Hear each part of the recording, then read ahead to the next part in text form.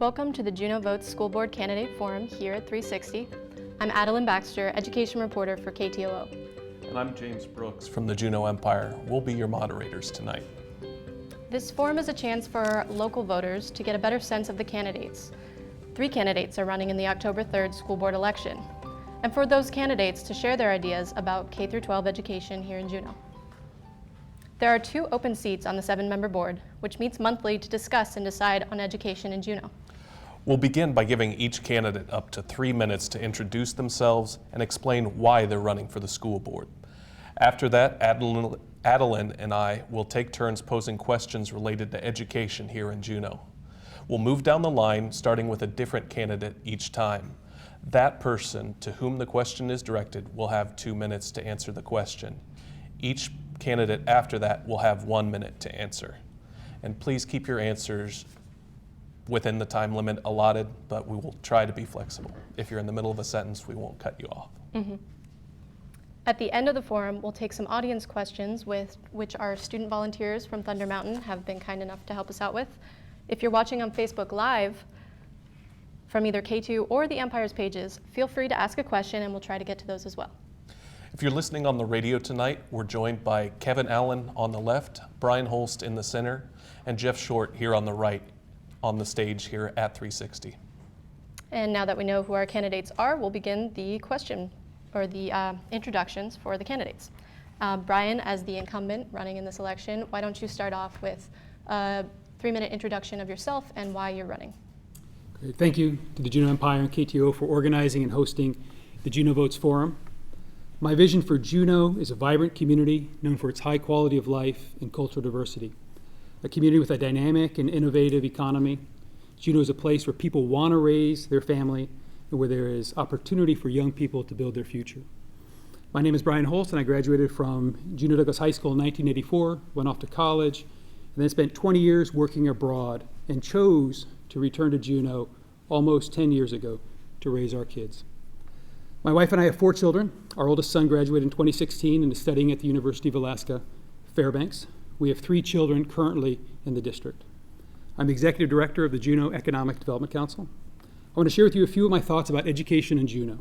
High quality schools are the foundation for a vibrant economy. Juneau's K-12 schools need to be part of a continuum that supports kids from the earliest years until they are career life ready. Our schools need to prepare students to solve real world problems. Workplace success requires students to collaborate, communicate, think critically, and be creative.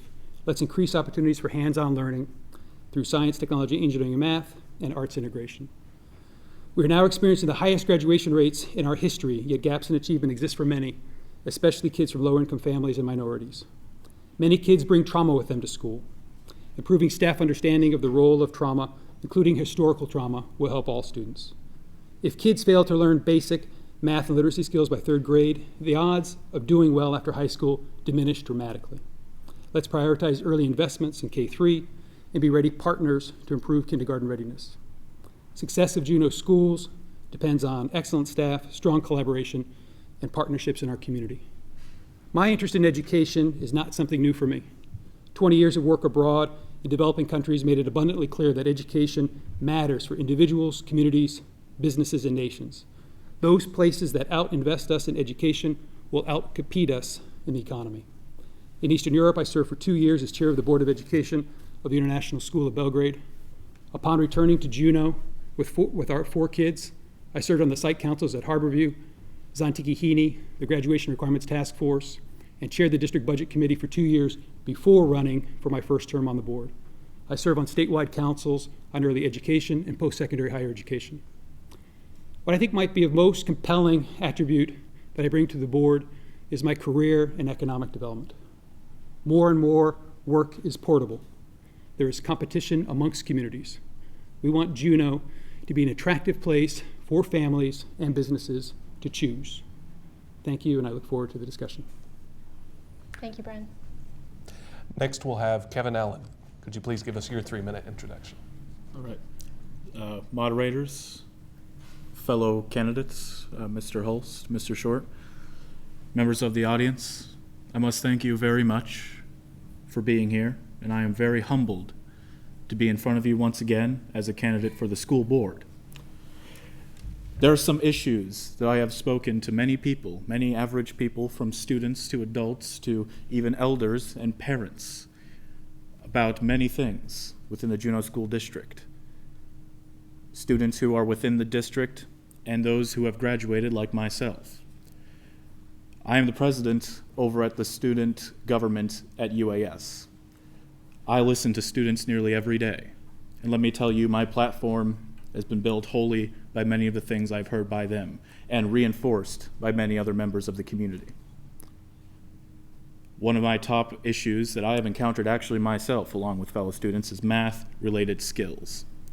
I am currently trying to seek an accounting, applied of associate science accounting degree currently, and I am experiencing many troubles, and I am beginning to believe that I have been ill-equipped with math. I have a solution to this, though. It was actually a solution brought up to me by somebody who I do not think would ever appear at a school board meeting. And that solution is the ALEKS program, math curriculum, K through 12. I think that would be one of my number one implementations and first actions to do on the board. One of my second priorities is to make sure that the programs and native curriculum is serviced to be not only improved, but expanded. I think, especially reflecting the rich history within Alaska and Juneau itself, we should have a strong native curriculum and strong native programs to reflect such an amazing thing we have here in this state. Another thing, and this comes from experience on being on the board as a student school board representative for the years of 2015-2016, is that there are many programs that service many students. But the biggest problem is that when we come down to budget cutting, those programs are looked at black and white.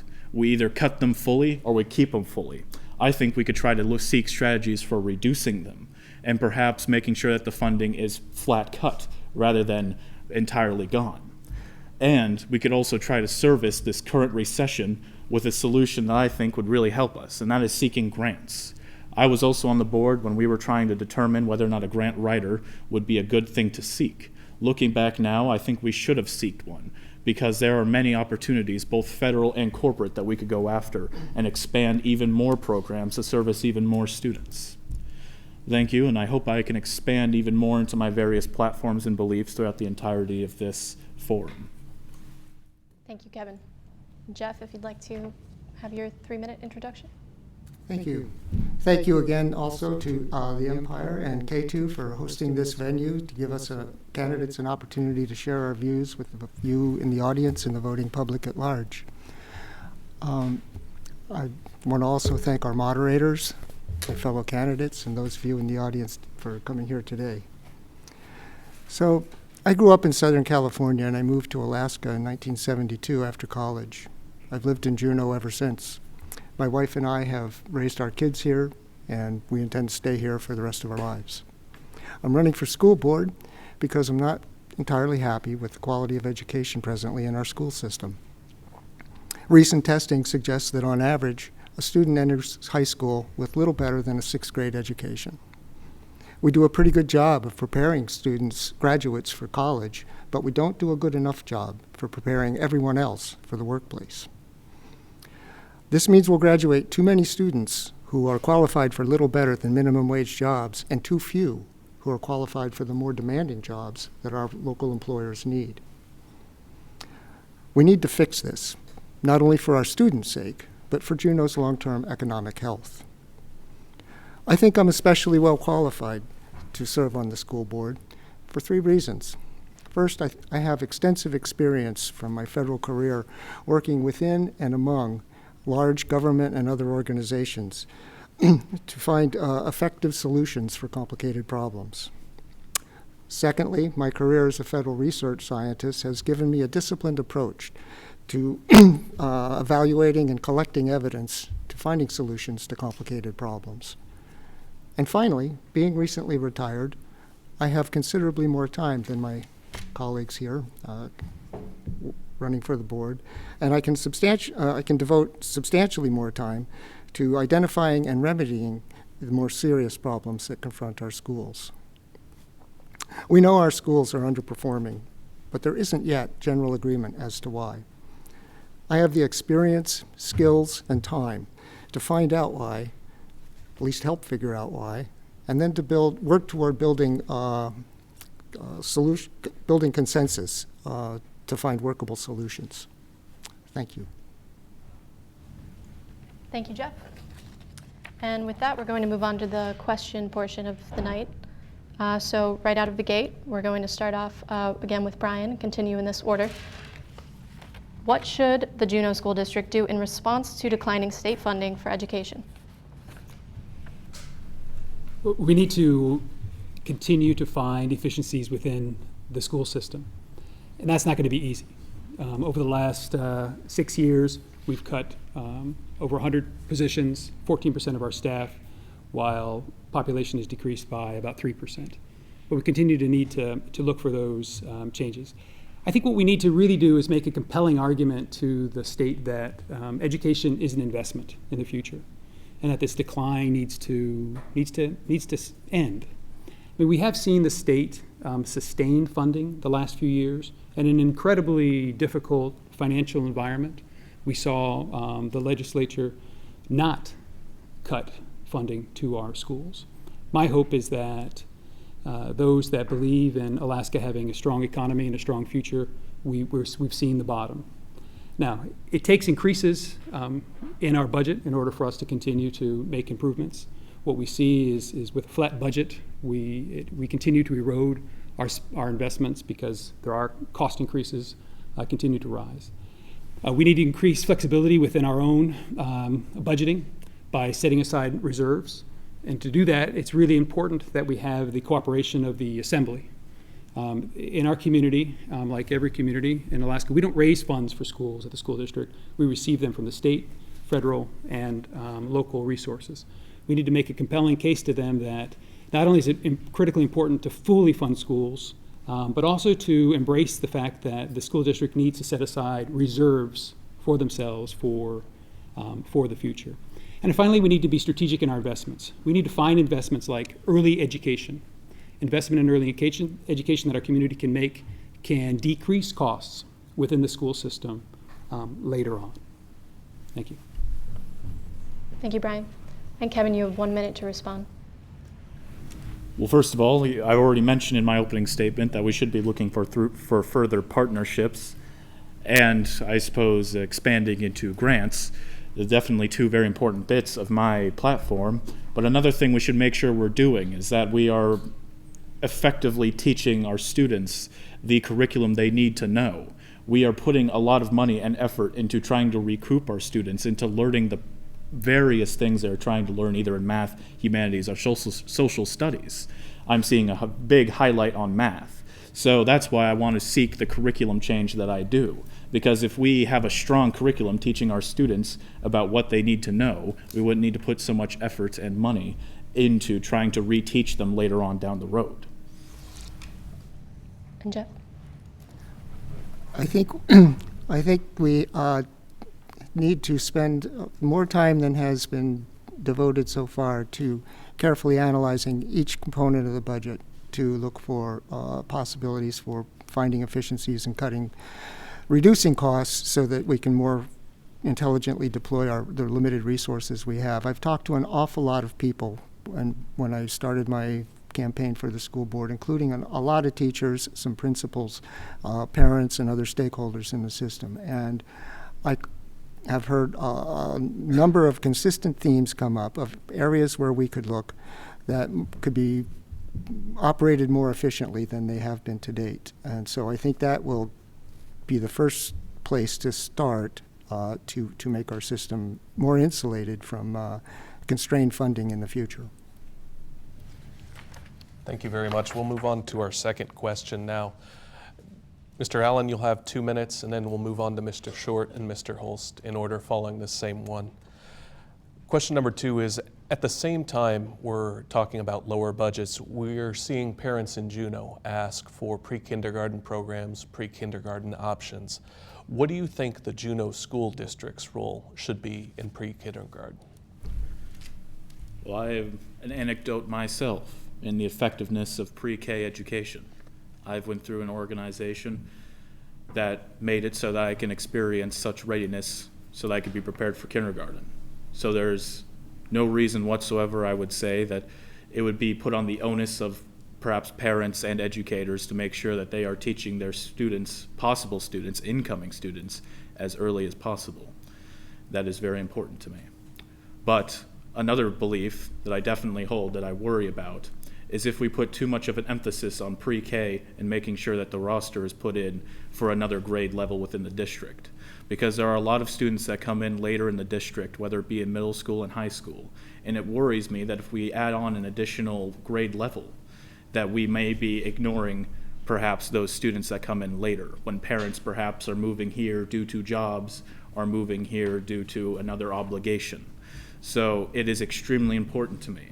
If we do not stretch ourselves in the district, I would love to see a pre-K program, but we need to make sure that we implement one responsibly, and that if we do bring in a JSD pre-K program, it is something we don't just take out 5 years later due to budgetary restraints. So it is very important to me, and I have talked to parents before. My own parent is actually one that sees the importance of pre-K education. So thank you very much for that question. Mr. Short. Thank you. We're an interesting community in many ways. On the one hand, we have one of the highest proportions of millionaires per capita of any community in the country. On the other hand, we have over 25% childhood poverty, as measured by people qualified for the school reduced lunch program. While the school district does not have a direct formal responsibility for pre-K education, it has a vital interest in it. Right now we have serious deficits that are showing up in attainment in the lower grades. Those deficits are going to be made worse if we don't find a way to adequately finance those most needy among us of children to better prepare them for what they're going to face when they get into our school system. So we need to find the money as a community somehow. It can't come from the school district per se. I don't think it would be a good idea, but we need to find it somehow.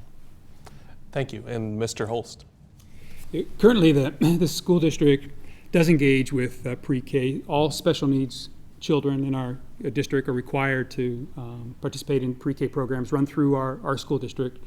And we've expanded 2 years ago the Montessori Borealis program into our school district. And this past year, through grants, which we've been aggressive in pursuing grants, we have an opportunity to expand now in a second year in a school district program.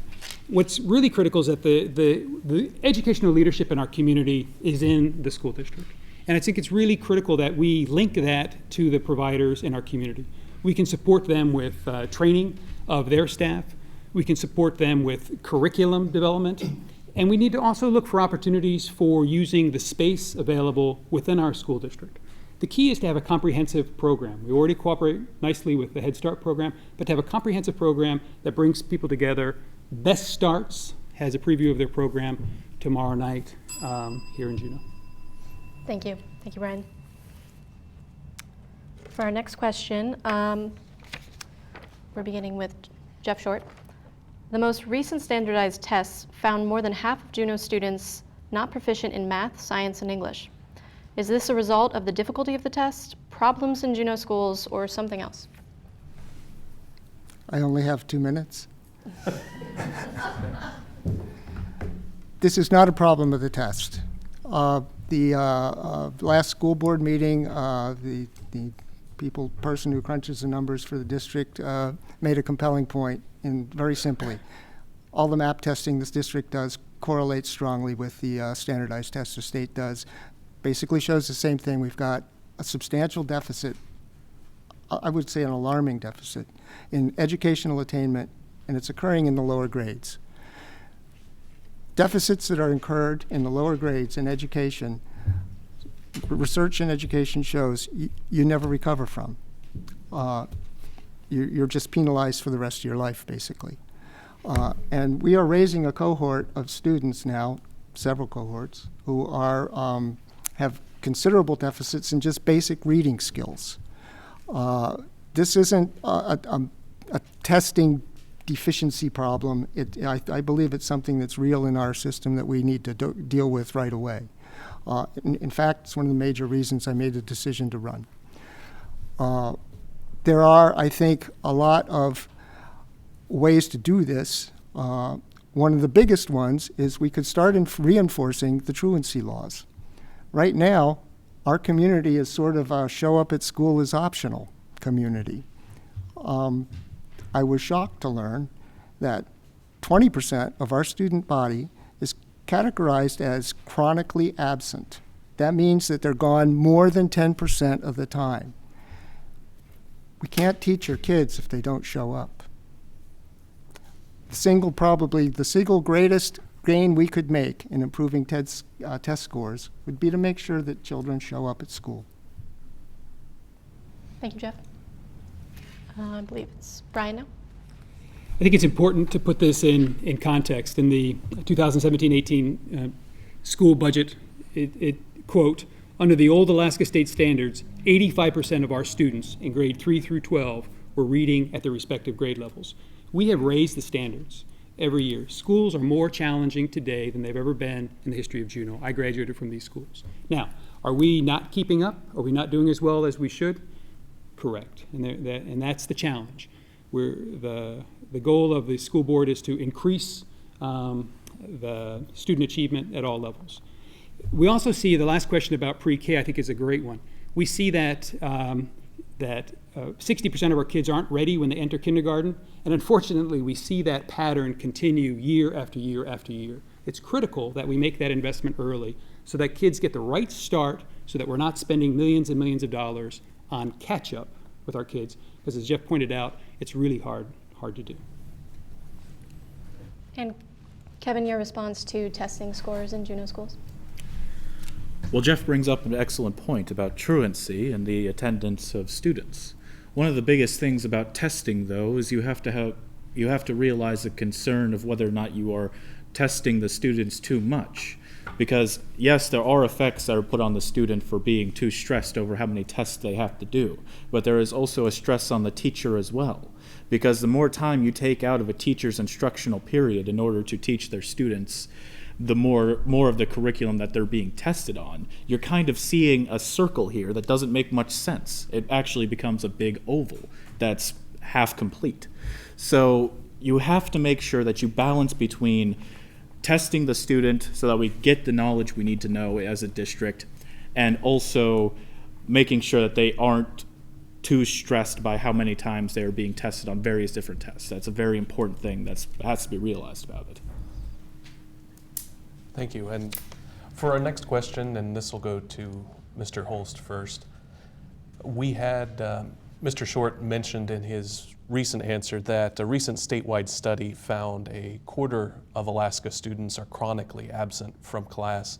What do you think of Juneau School District's approach to fighting absenteeism, or do you think there's anything that could be improved?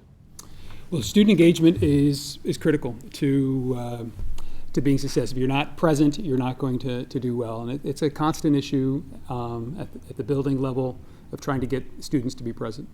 Our community pays a significant amount of activities, funds to support activities outside of the budget. We need to continue that. With the addition of our second large high school, we've seen the activities for high school students anyway increase from 40% to 70%. And at the same time, we've seen the graduation rates reach all-time highs. So yes, we have the numbers don't lie. More of our kids need to be in school every day. There's a disproportionate number of kids from low-income families that are truant and minorities, and that is a double-edged sword. They often have family environments that are less supportive of doing well in school, parents that aren't in the best position to follow up with homework, aren't in the best position to get them to school on time. And so that becomes a community issue as well as a school issue. But I can assure you that it is a concern of the school board. It's a concern of every building to reach out to students. I think it's a great community problem, not a great community problem in a positive sense. It's the kind of a community problem that we need to collaborate together on to try to find collective solutions. Thank you. And Mr. Allen, you have a minute to give your thoughts on absenteeism. Well, as a student that recently graduated, I do remember accounts of just students skipping, and I remember it just being very normalized. So there is a bit of a culture just surrounding skipping class is something that's completely fine because, well, in the end of the day, you're allowed 10 before the teacher might withdraw you from the class. So maybe a policy change might help there. And one of the, I suppose, other points to bring up as well is really any student is susceptible to skipping, no matter what the situation may be, whether it be something relating to academic or something relating out of school. So perhaps it is just stronger policies and making sure that the students understand that when you skip, it may not be as beneficial as what you may be skipping for. Rather, why don't you try to find a way to excuse yourself? That is what I've seen during my time in school. And Mr. Short, you brought it up. What are your thoughts? Well, I think this speaks to a badly needed cultural shift that we need to consider in our community. The notion that school is somehow optional is going to be very bad for us in terms of our long-term economic health. We need to take our schools and our school system and our students more seriously. This is serious business for us all. I think that we need to, I mean, there's a lot of reasons why parents have difficulty getting their kids to school. And some of those have to do with they're in a really tough spot. And if they are, I think the district needs to find ways, and the city, to support them. But there are also instances where people just don't take it seriously. And in those instances, we need to remind them that they have a responsibility to get their kids to school on time, fed, and rested. Thank you. For our next question, alongside the school board and the assembly candidates on the October 3rd ballot is a question about sales tax funding for school maintenance. How should Juneauites vote on Proposition 1 and why? And do you feel that this approach is sustainable to seeking funding? And I believe it is Kevin Allen's turn. Yep, that's correct. Well, I went through the Montessori program many years ago, 7th and 8th grade. It was one of the greatest alternatives I've ever experienced. One of the biggest problems, though, is that the infrastructure of that building, there were some areas of the Marie Drake building that is definitely, in some degree, rotted. It is vital, I think, that we have an environment that is healthy for the students. We're already talking about students not caring. We're already talking about perhaps a culture of thinking school is optional. But to add on top of that, of buildings falling apart, or perhaps not even that healthy of an environment to learn, then we are, in that sense, failing our goal of trying to educate the students. So, of course, I think it'd be very important that if a sales tax were to be implemented for that case, then it'd be extremely important because a lot of people are affected by how the students learn in our district. And to make sure that they have healthy environments would be, I believe, a very, very justified reason for implementing that. Oh, and Jeff, it's your turn. I strongly support the sales tax. I hope the initiative passes for a lot of reasons. A sales tax taxes the cruise ship people who come here. It's an efficient way to capture revenues from the tourism industry to support our town. And we really urgently need it. Our schools some of them are in serious disrepair. The school board, the school district, doesn't actually administer the funds for maintenance. The city does. And the city urgently needs these funds. So, you know, I've heard you've all read probably the debate in the papers about whether we should expand the senior tax exemption. I'm a senior, and I strongly oppose expanding it. I think a lot of us are doing really well here, and having the clause for necessities, I think, covers those who aren't. Thank you. And Brian Holst? Yes, vote yes. The $5 million, that is on the ballot initiative for our schools is really a critical investment. It'll not only will it support our buildings, but it will also put Juneau workers to work on projects, which is also valuable.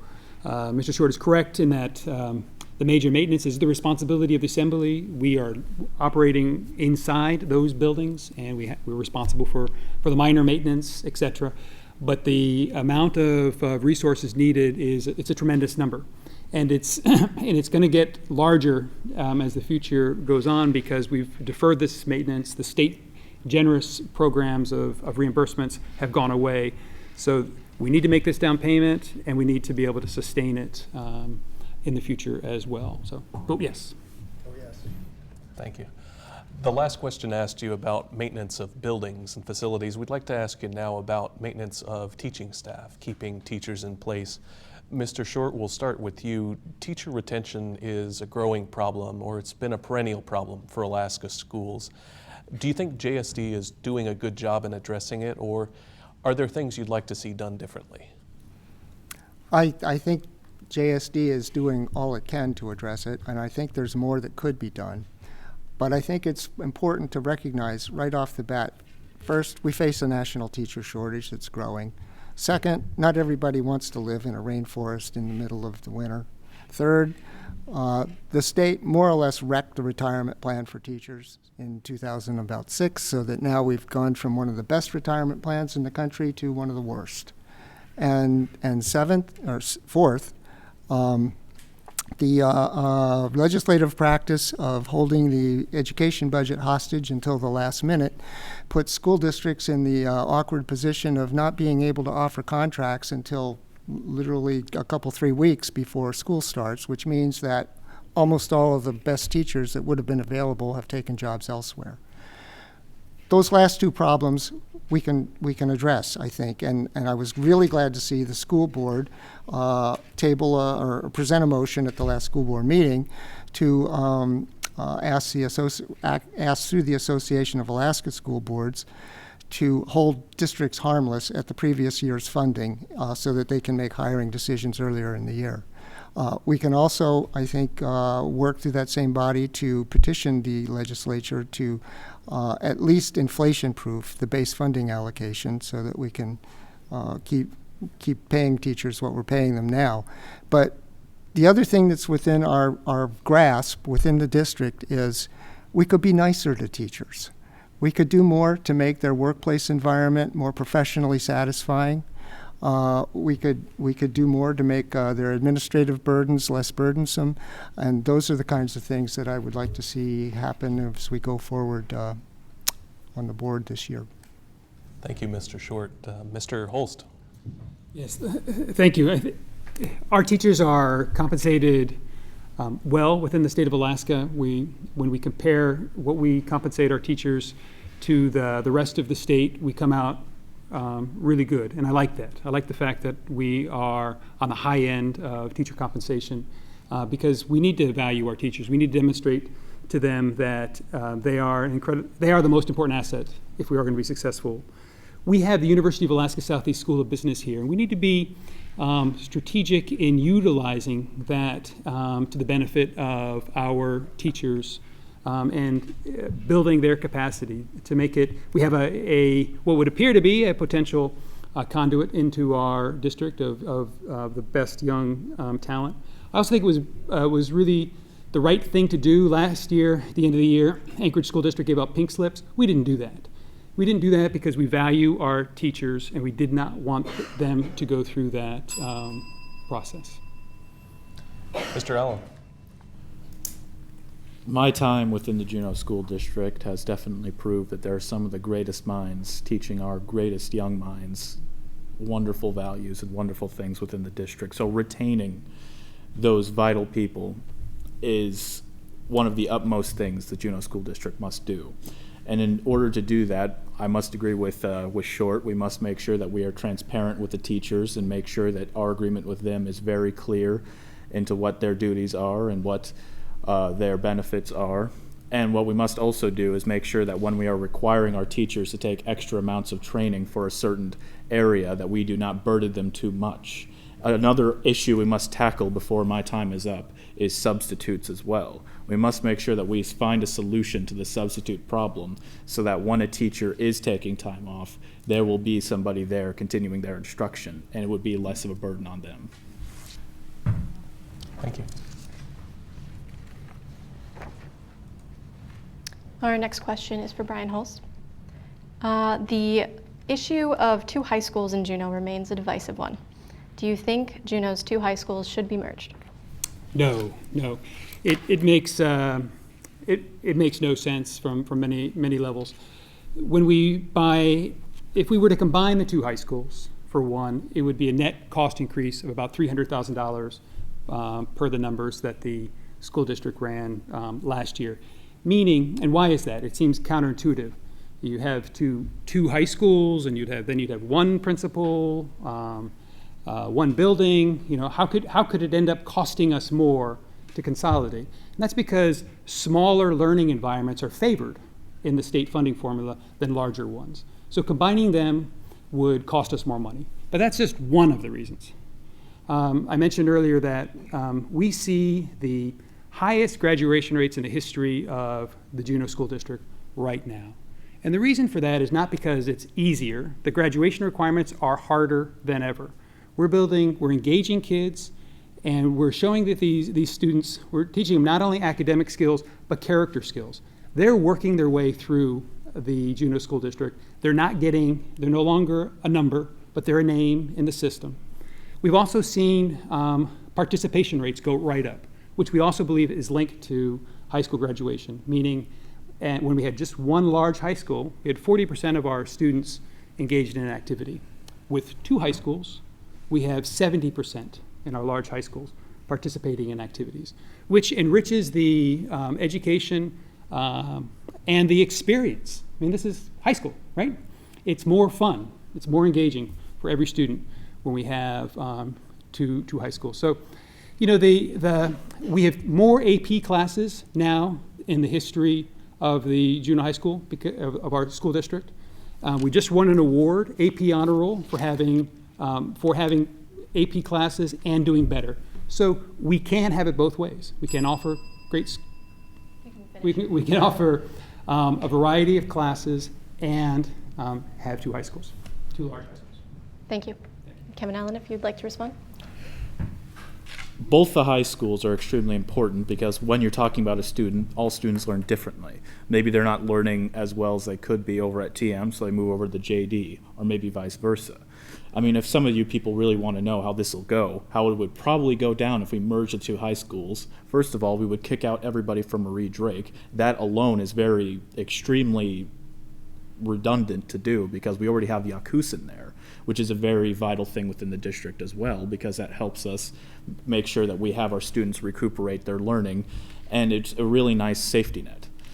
But we would be kicking them out. We'd be moving all the kids, about 700, I would say, from TM to JD and Marie Drake, which we would lose about 200 students just in the move alone because that's in the valley, and moving from valley to downtown is very, very difficult for some. And so every one student's worth about $5,900. We'd be losing a lot of money, just like what Brian said. Thank you, Kevin. And Jeff? Well, I have yet to be persuaded that two high schools is something we have to stick with forever. And I have yet to be persuaded by many of the arguments that Mr. Holst has raised. If our student population continues to shrink, which it has been doing a lot for the high school population. It started at 1,800 6, 7, or 8 years ago, and we're down to about 1,300 now. If that continues, I believe at some point we're going to have to consider alternative ways to structure the configuration of our physical plant. Now, one possibility I've heard that I think deserves merit for a contingency plan, at least going forward, is to go to a 3-year senior high school and a 3-year junior high school, one of which would be at TMHS and the other of which would be at JDHS. And that would give us a lot more diversity of class electives for the student body. Thank you. Mr. Allen, this question will start with you. You had just mentioned that you're not very much in favor of merging the two high schools. What about the idea of merging athletic programs, of merging after-school activities? That idea has been proposed. I was there when talks of that first started. And one of the biggest things that was a concern of the student body at the time, because I talked to a lot of the student body at that time, because I passed around a flyer about the funds of all the balance accounts and all the money that all the activities in their own personal accounts all had. And they were all very concerned about various programs. One of the biggest ones is football. And it's actually deja vu all over again, because now we're talking about football funding all over again. So one of the solutions that came out of that was perhaps prototyping, making it so that prototyping merging activities, and making it so that first we start off with activities that have low enrollment in both schools and merging them together. And I believe that was a very important move, which we could move up sooner or later into football, and would save us a lot more money simply because you'd have more volunteers, since we are on a donation and volunteer basis in activities. So I support the idea that we merge them, because then we could have more volunteers committed to making sure that their accounts are in the green or at least in the black. So I absolutely agreed with it when it first came up. I still agree with it now, and I'm hearing some really nice positive results. I even heard from some students over at TM that they gained hockey. So I would have to agree that yes, merging them is a very, very positive way forward. And Mr. Short, what do you think of the idea of merging sports programs and after-school activities among the high schools? Well, I think that the fact that the issue has come up has been in part driven by the recognition that we're having increasing difficulty filling and gaining critical mass for activities at two sets of schools. And that reflects to me evidence that perhaps we're falling below critical mass at either school to support these activities. And so on the one hand, if we do fall below critical mass, it makes sense in order to maintain diversity of activities to consider combining them. But on the other hand, it suggests to me that we need to start looking harder at the configuration of how we've got our physical plan arrayed. I know the students I've been talking to a person about have been concerned about the contraction of actual activities that are actually available to them. And I know this acutely from my work, my support of academic decathlon. It wouldn't be there if it weren't for my wife and I. And Mr. Holst? Yeah, let's remember why we have activities in the first place, and it's an extension of the learning experience of kids. That you learn a number of skills. You learn about teamwork and perseverance, and it's a part and parcel of high school. Combining activities, the only reason we want to combine activities is to increase the opportunity for kids to have a chance to play. So we combine tennis because there's tennis only in one high school. And by combining tennis, then kids at both high schools can participate. When we talk about football, the concern is less about money, because the schools both programs have done really well in bringing down their debt. But it's the only concern we really have is safety. You know, there's some argument to be made for if the numbers are too small and there's too many freshmen on the field with too many seniors, and that's a concern that we want the teachers and administrators to be aware of. But yeah, academic activities to be combined only to increase participation. And Mr. Holst, can you just clarify you are in favor of merging activities? No, only if they help increase participation rates. Thank you. Moving on to school safety. The next person answering is Mr. Short. How safe are Juneau schools, and do you think that enough is being done in terms of school security? I think overall our schools are very safe. That said, I think there are issues that we need to pay more attention to with regard to safety in particular situations. We have a large proportion of students who are special ed students. The subset of those students have fairly serious behavioral issues. I've talked to several teachers who have voiced their concern at having been placed in situations where they were physically threatened or physically injured because of the need to deal with behavioral problems in their classrooms. More recently, that same concern has come up with paraeducators who are dealing with our special ed population. So there are safety issues there. But as far as the larger subset of larger question of safety issues, I think we're a pretty safe community. I think we've come a real long way in a positive sense in, for example, the high schools and the bullying issue. It's much less of a problem now than it was even 10 years ago. And in our high schools today, the students are much more tolerant of diversity, particularly with regard to sexual orientation. What goes on as far as general acceptance in that regard would have probably got me killed when I was in high school. So I applaud that, and I applaud the community for being so tolerant and supporting that kind of acceptance within our schools. So beyond that, I think we have an appropriate amount of scrutiny of access to visitors. And I think if you're in our schools, you're pretty safe once you're inside. Thank you. Brian Holst, if you'd like to respond. Yeah, I think there's two dimensions here. One is the how safe do students feel in there, and that has a lot to do with school climate, and we monitor that closely. There's surveys done every year of both faculty and staff, and I think the school climate is a healthy climate. But the security, that's a really important issue. At the last opportunity I had to meet with the superintendent, I raised that issue, and we have some resources to look at the security of each of our facilities. And I think we need to go back and take another look. Resources that flow to us in every school district because of some of the atrocities of people getting hurt in schools by gunmen, et cetera. And I just suggested that we make an effort to look at each of our buildings, make sure that they are as secure, physical security, as they should be in the context of our community, which means we get involved experts in security, Juneau Police, and others. It's a timely question. And Kevin? Well, in my time, I remember feeling very safe. There was very little bullying and only unsubstantiated rumors of some things worse. So I think the safety within the schools is very, very clear and very present. We have a lot of safety. The students, I would imagine, feel very safe, and especially with how they are.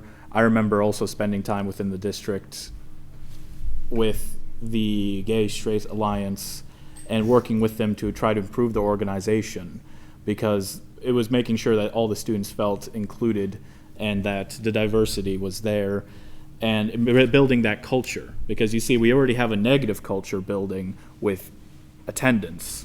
It's making sure we are bulking up our positive culture about inclusivity. Thank you, Kevin. As we get down to the final 10 minutes of this, we'd like to start working in some of the questions from our audience here. We have people here in the audience who have written questions on note cards, given them to the ushers, and those ushers have brought them up to us. And we'd encourage anyone in the audience to continue doing that while we ask these questions.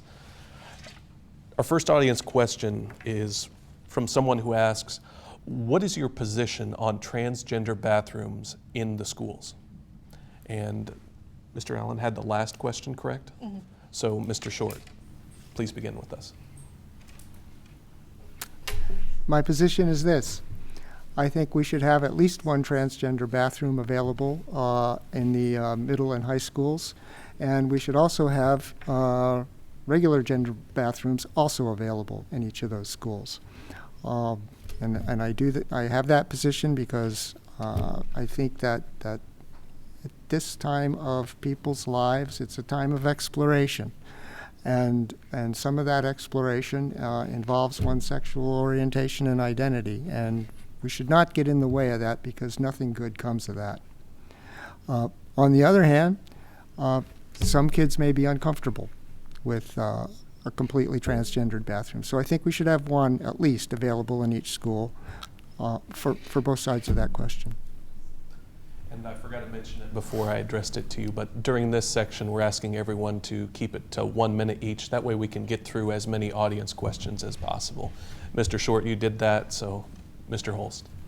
Yes, I want to echo Mr. Short's comments. I mean, we would need to accommodate every student as they are and make the environment as supportive as possible.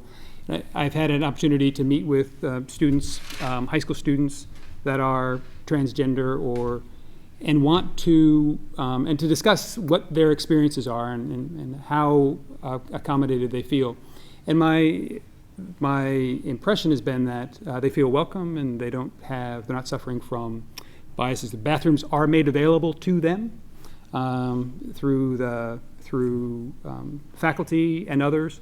I think it just comes down to as the needs arise for these students, then we should try to look for ways to accommodate them so the education is the focus and nothing else in our schools.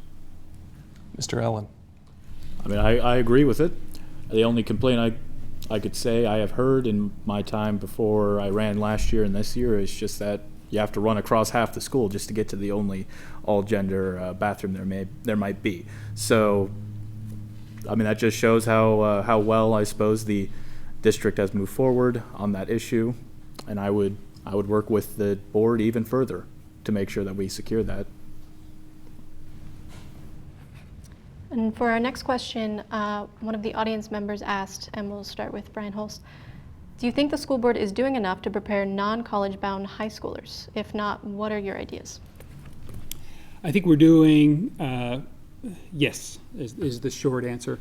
We offer 1,525, I looked it up because I got it wrong at the last debate, classes for career and technical education. Now, the reason that's more than the number of high school students we have is that many kids have the opportunity to take more than one. And what we see that's a higher number than we've seen in recent years. So to me, within our limited resources, we are making incredible efforts and effective in offering opportunities for students to take classes that prepare them for work immediately after high school.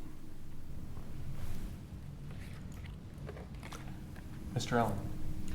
Well, it's making sure that there is no stigma attached to not going to college. There was a good portion of my life where I decided I'm not going to go to college right after high school, but every force in the world within the school was saying going to college is extremely vital in your life. And one of the biggest problems, I think, is that looking at some of the fellow students I've graduated with, some of them have indeed flunked out when they believed and were told by the district that you could do the 4 years, that you can make it, and that you have it in you. But some of them honestly did not, and were given a false pretense. So that is something I would want to address to make sure that, one, we have the balance between career technical and non-college related careers, and making sure that there is an influence there with the college to give them an option as well after high school. So it worries me. It worries me about how much we are prepping them. And Mr. Short. I am not happy with what we're doing for the more than half of students who are not going to go to college. I think we need to modernize the career technical education curriculum. I think we need to do that in conjunction with Mr. Holst's organization and the rest of the business community. And I think we need to start being more empirical about laying career paths out for students in high school so that they can go directly from high school to good paying jobs. The best paying jobs in Juneau are in the mines. They pay $100,000 a year on average. They're pretty technically demanding, but you don't have to go to college. You have to know stuff, though. You have to know math. You have to know science. You have to be able to communicate effectively. So I think we really need to up our game as far as our career paths available for the career and technical education component. Thank you. We have one last question, and then we'll have to leave it at that. But this question goes to Mr. Allen first. Are Alaska's student success rates, productivity rates so low compared to other states? We have a great state here in Alaska. There's so many wonderful things I can think of off the top of my head about the wonderful things we have to provide here. But it's also a very unique environment. There are many problems that are only related to us, problems that may have developed only within our district. And so it's a bit interesting to say that perhaps we are a little bit more deficient here in Alaska, but perhaps that is only because we are facing problems that only relate to us. And it would worry me if we tried to implement any strategies that have been proven to work somewhere else, perhaps either it be Utah or Kansas or Mississippi, on the idea that it will work here. So it's to make sure that when we innovate and try to find strategies to improve our district, we are looking at home rather than abroad. Mr. Short. Go ahead. I can repeat it if you Please. want. Why are Alaska student success rates lower than in other states? Well, for Alaska, I'm not quite sure. I haven't delved into all the other districts to the extent I have those in Southeast Alaska.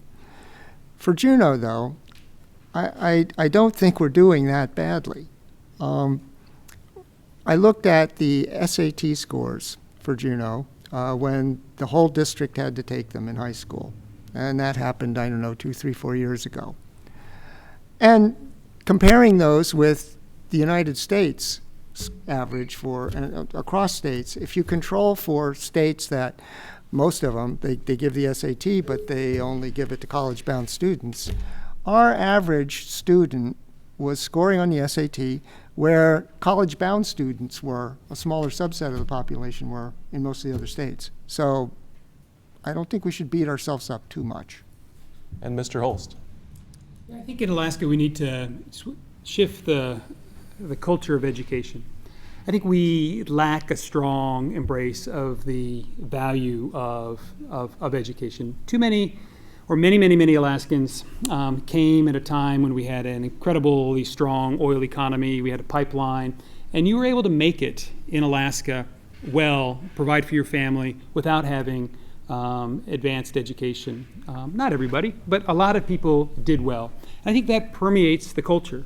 I think when parents now look and say, hey, I did fine, or other business leaders said, I did fine with just a high school degree, or a little bit more, why can't you do fine? And the world's different. It's very, it has changed. And so I think it would behoove us to change that culture of education, to value it more, understand that is a critical investment in our economy and in our state to support education. Thank you.